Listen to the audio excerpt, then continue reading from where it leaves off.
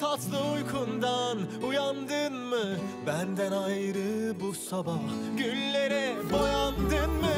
Yalan mı söyledin yoksa kendini kandırdın mı? Ayrılık son kelime, sen buna inandın mı?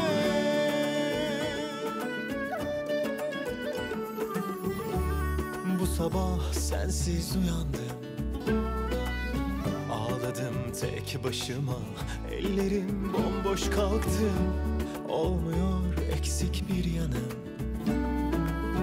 perdeleri açtım, göklere daldım baktım. Bulutlarda kaybolduysan yağmur olup da yağsaydın, penceremden içeri yüreğime damlasaydın. Dün bir dilek tuttuysan içine bizi koysaydın, keşke yanımda olsaydın, sımsıkı sarılsaydım. Günaydın sevgilim, tatlı uykundan uyandın mı? Benden ayrı bu sabah güllere boyandın mı?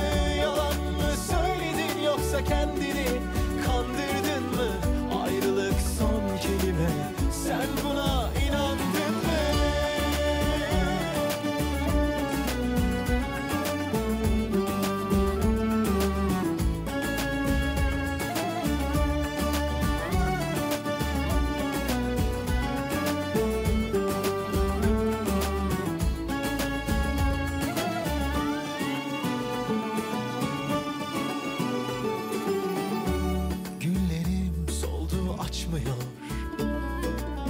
Her sabah doğan güneş bu sabah aydınlatmıyor. Ellerim soğuk ve sensiz, nerelere gittiysen benden habersiz. Bulutlarda kaybolduysan yağmur olup da yağsaydın, penceremden içeri yüreğime damlasaydın. Dün bir dilek tuttuysan içine bizi koysaydın, keşke yanımda olsaydın, sımsıkı sarılsaydım. Günaydın sevgilim, tatlı uykundan uyandın mı? Benden ayrı bu sabah güllere boyandın mı? Yalan mı söyledin yoksa kendini kandırdın mı? Ayrılık son kelime, sen buna inandın mı? Yalan mı söyledin yoksa kendini kandırdın mı?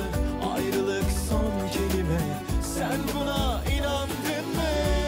Günlerin geçeceğine, özlemin biteceğine, gözyaşımın dineceğine, sen buna inandın mı?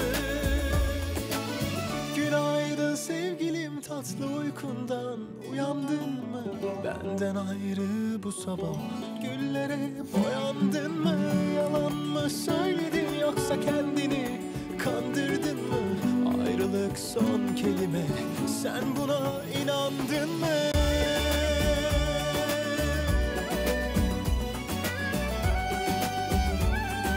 Sen buna inandın mı?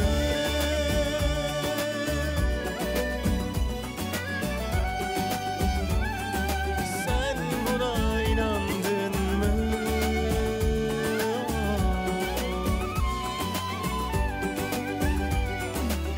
Sen buna inandın mı?